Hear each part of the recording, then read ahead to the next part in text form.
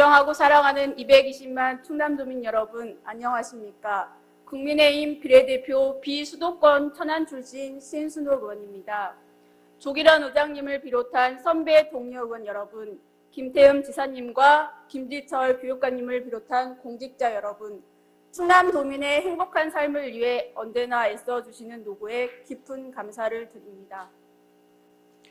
애국가의 2절은 이렇게 시작합니다. 남산 위에 저소나무 철갑을 두르듯 바람서리 불변함은 우리 기상일세. 소나무를 우리의 기상으로 표현하고 있습니다. 소나무는 우리의 정신과 정체성을 상징하는 국민나무입니다. 전국 어디에서나 볼 수 있고 음악, 미술, 건축, 문화 등 우리 생활 곳곳에 자리 잡고 있습니다. 하지만 안타깝게도 우리는 매년 수십만 소나무가 말라 죽어가는 것을 막지 못하고 있습니다. 소나무 재선충병 때문입니다. 2023년 1월 산림청은 산림재난으로부터 안전한 한 해를 다짐하며 반드시 막아내야 할 또 하나의 산림재난으로 산불, 산사태와 함께 소나무 재선충병을 꼽았습니다.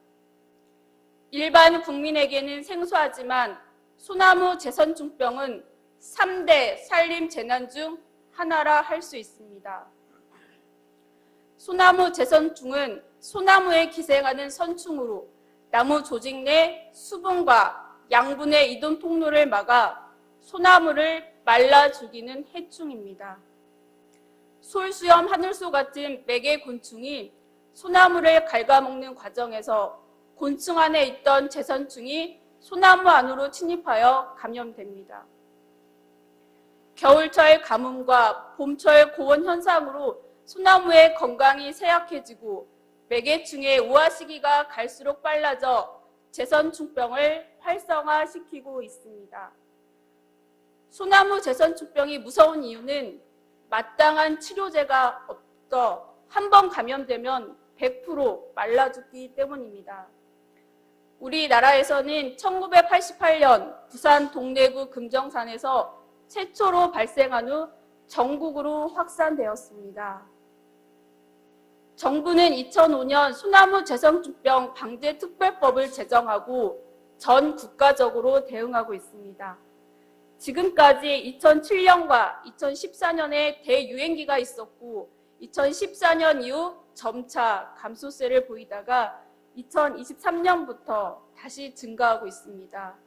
특히 올해는 연초부터 급속하게 확산되고 있어 3차 대유행이 시작된 것이 아니냐는 우려도 있습니다. 준비한 영상을 보겠습니다. 푸른 소나무 군락 사이로 이파리가 붉게 변한 소나무가 눈에 띕니다. 크기가 작은 실 모양의 재선충이 나무의 수분 통로를 막아 고사시키는 소나무 재선충병 증상입니다. 재선충병에 걸려 말라 죽은 소나무입니다. 나뭇가지마다 구멍이 나 있는데요. 나무 한 그루에도 매개충 수백 마리가 번식해 주변 나무로 확산 속도가 빠른 게 특징입니다. 치료약이 없어 걸리면 모두 베어내야 해 소나무 불치병으로 악명이 높습니다.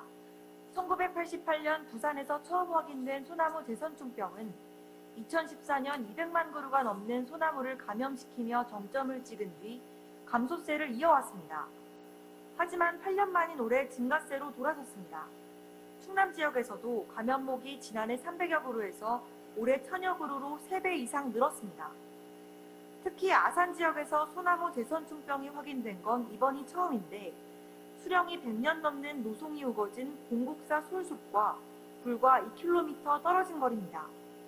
반경 30m 있는 소나무에 대해서는 전량 벌채 후 화재 조치를 하는 등 12월까지 긴급 방제 사업을 완료할 계획이 있습니다. 산림당국은 대응단을 꾸려 예찰과 방제에 나선 가운데 붉게 잎마름 현상을 보이는 소나무를 발견할 경우 시군 산림부서에 적극적으로 신고해달라고 당부했습니다. 보신 것처럼 소나무 재선충병은 남부지방뿐만이 아니라 충남에서도 급속도로 확산되고 있습니다. 본 의원은 이렇게 급속하게 확산되고 있는 소나무 재선충병에 대해 집행부가 어떻게 대응하고 있는지에 대해 질문을 드리고자 합니다. 소나무 제선충병 확산에 대한 인식과 도민 알림에 대한 문제입니다. 지사께서는 현재 급속하게 확산되고 있는 소나무 제선충병에 대해 보고받은 게 있는지, 있다면 어떤 내용인지를 밝혀주시기 바랍니다. 소나무 제선충병을 효과적으로 예방하기 위해서는 도민들의 경각심을 일깨우고 협조를 구하는 것도 중요하다고 생각하는데 왜 보도자료 하나 내지 않았는지요?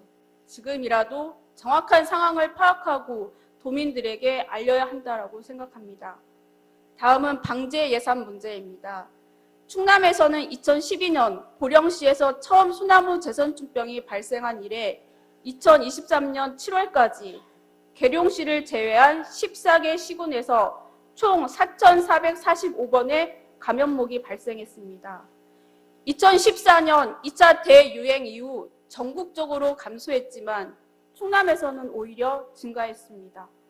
2021년 435번이었던 감염목 수가 2023년에는 2,780번으로 무려 6.4배 증가했습니다. 특히 보령시, 청양군, 태안군에서는 많았는데 2021년부터 2023년까지 총 3,164번이 감염되어 충남 전체 4,050번의 78%를 차지했습니다. 방제 사업비도 2021년 62억 3천만 원, 2022년 103억 9천만 원, 2023년 9월 말 기준 134억 3천만 원으로 계속 증가했는데 2024년에는 112억 5천만 원으로 감소했습니다. 지난해 예산 편성 과정에서 올해 제선충병에 대한 예측을 어떻게 했는지, 어떤 자료를 근거로 했는지 말씀해 주시기 바랍니다. 보령시, 청양군, 태안군 세 지역에서 두드러지게 많이 발생한 이유가 무엇인지 조사했습니까? 했다면 조사 결과를 말씀해 주시고 어떤 맞춤형 방제 계획이 있는지 말씀해 주시기 바랍니다. 다음은 제2차 산림병해충 예찰 방제 계획에 대해 질문드리겠습니다. 충청남도 제2차 산림병해충 예찰 방제 계획에 따르면 기존의 완전 방제가 아닌 관리 가능한 수준으로 방제의 목표를 전환했습니다.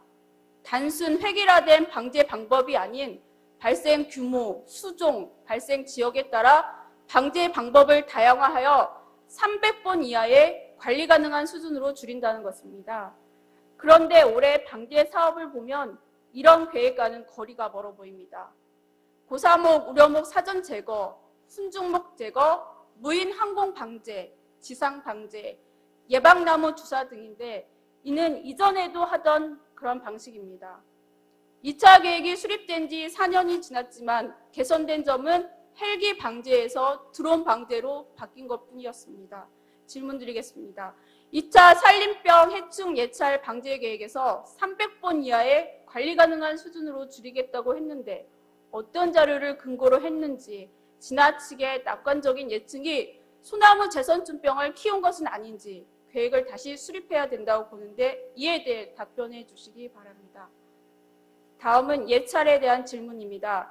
예찰은 감염 의심목을 조기에 발견하고 감염 여부를 신속하게 진단하고 피해 발생 추이를 파악하여 적절한 방제 대책을 강구하는 기초자료이기 때문에 매우 중요합니다. 그런데 예찰 인력 현황을 보면 산림자원소 7명, 보령사무소 4명, 태안사무소 4명 등 총 15명입니다. 2021년 18명에서 3명이 줄었습니다. 또 항공예찰 실적을 보면 연 2회에 불과합니다. 충남의 소나무림은 99,000헥타르, 즉 990제곱킬로미터, 이 방대한 지역을 예찰하는데 15명의 인력과 연 2회 항공예찰로 충분할까 하는 의구심이 듭니다. 효과적인 예찰이 되려면 인력을 충원하고 항공 예찰을 대폭 늘려야 된다고 생각하는데 이에 대한 계획은 있나요? 다음은 생태계 파괴, 인체 유해 등의 부작용에 대한 질문입니다. 소나무 제선충병 방제 방식은 크게 두 가지입니다. 감염된 나무와 주변 소나무를 잘라 불에 태우는 물리적 방제와 살충제를 나무에 주입해 선충을 잡는 화학적 방제입니다. 화학적 방제는 주사 주입과 항공살포 방식으로 나눕니다. 항공 방제는 매개충을 죽이기에 살충제를 항공기로 살포하는 것입니다. 문제는 살충제가 매개충만 죽이는 것이 아니라 다른 곤충들도 죽이기 때문에 숲 생태계를 파괴할 위험이 있다는 것입니다. 꿀벌 실종의 원인으로 지목되기도 합니다. 보도에 따르면 살충제에 노출된 꿀벌들의 사망률이 올라가고 기억력과 학습 능력이 떨어져 벌통으로 돌아오는 비율이 8%밖에 되지 않는다고 합니다.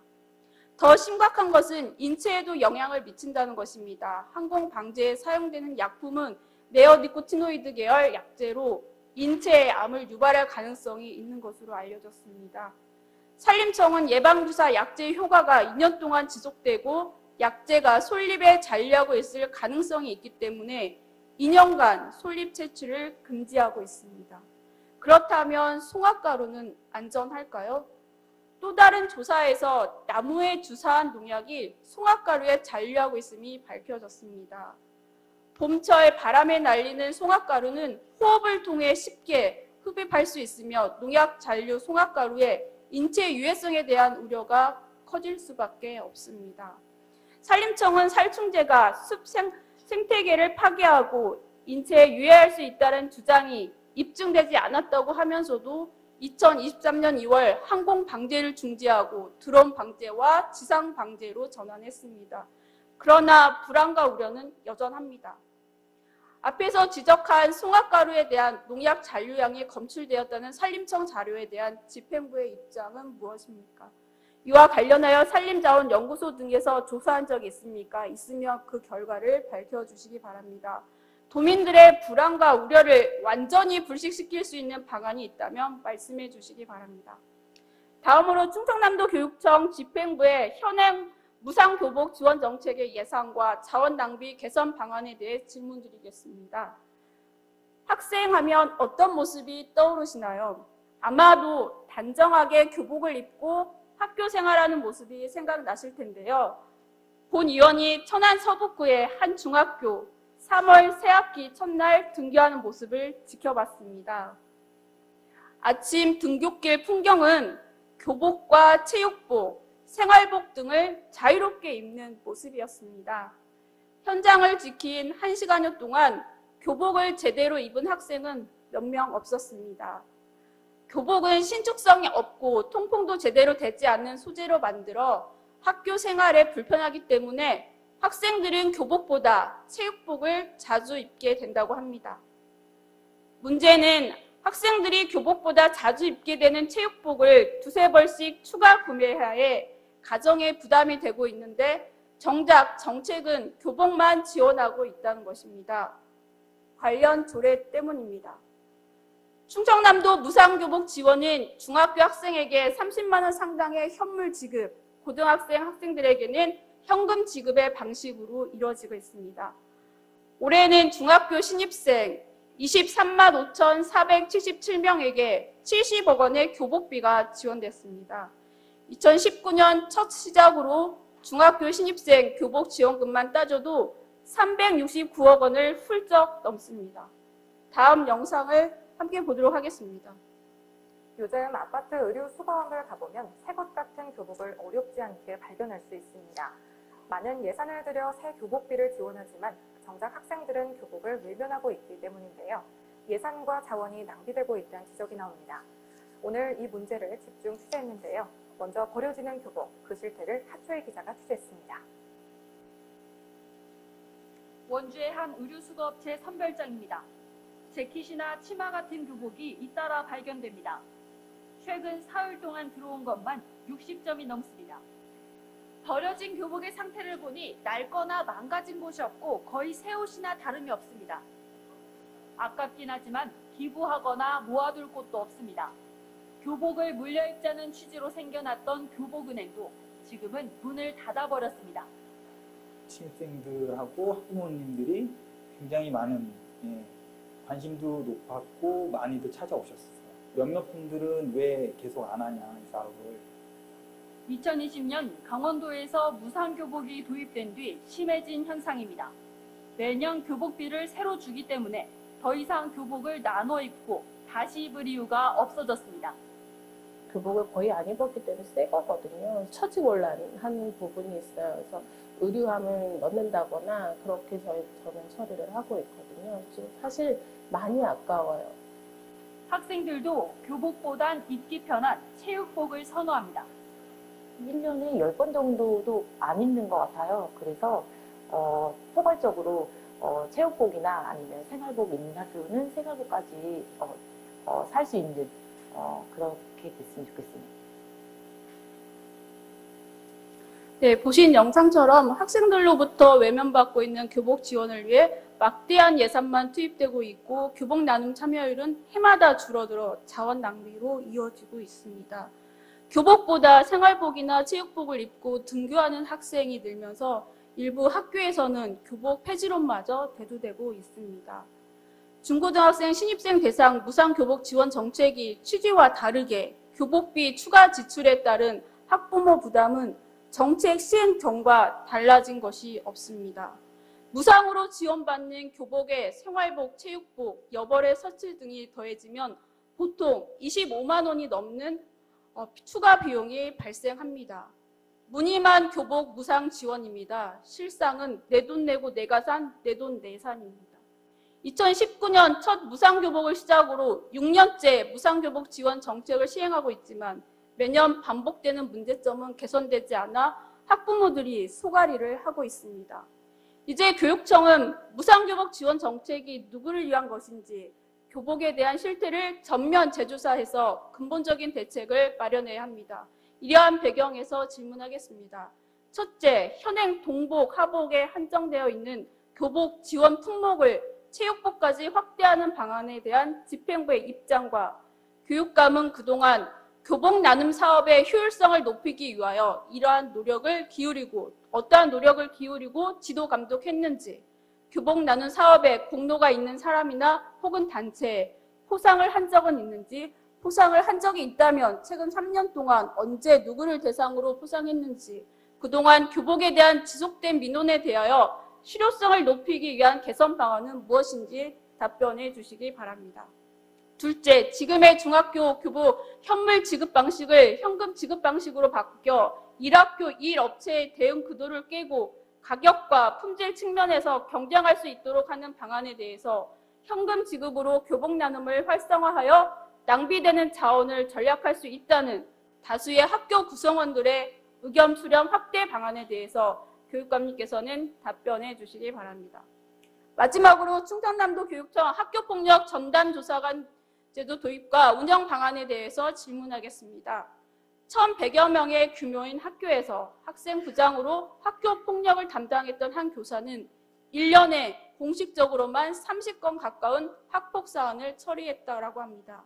이러한 학교 현장에서 어려움을 해소하고자 지난 12월 7일 교육부가 학교폭력 사안 처리 제도 개선 및 학교폭력 전담 경찰관 역할 강화 방안을 발표했습니다. 발표 내용 중 핵심은 학교폭력 전담 조사관 제도가 신설된 것입니다. 교육부 자료에 의하면 전국에 약 2,700명의 조사관을 확보할 예정이지만 1,955명 선발에 그쳤습니다. 예정 인원보다 700명가량 적은 인원입니다. 충남은 2022년 학폭 사안이 4,600건 발생했습니다. 과연 선발된 학교폭력 전담 조사관 85명이 감당할 수 있을지 의문입니다. 처우 또한 열악합니다. 실제 17개 시도교육청의 학폭 전담 조사관 채용 공고문을 보면 조사관의 활동 수당은 한 건당 최저 15만 원, 최고 40만 원으로 책정되어 있습니다. 충남의 경우 조사관 한 명당 연간 20건 이내에 배정할 수 있고 사례당 최대 30만 원을 지급합니다. 이를 단순하게 계산하면 한 달에 조사관이 받을 수 있는 보수는 60만 원 이내입니다. 이와 같은 배경에서 질문드리겠습니다.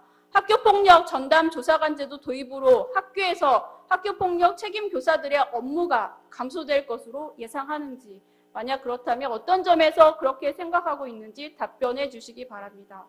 다음으로 학교폭력 전담 조사관 전체 85명 중 전문성에 부합하는 비율은 각각 어떠한지, 조사관 1인당 권역별 학교 배정이 책임 있는 조사를 답보할 수 있는지, 조사관이 조사 관련 고소를 당했을 경우 대응 방안 등 시범 실시 없이 바로 시행되는 학교폭력 전담 조사관 제도가 지속 가능한 제도로 안착하기 위한 집행부의 역할과 운영 방안에 대해서 답변해 주시기 바랍니다.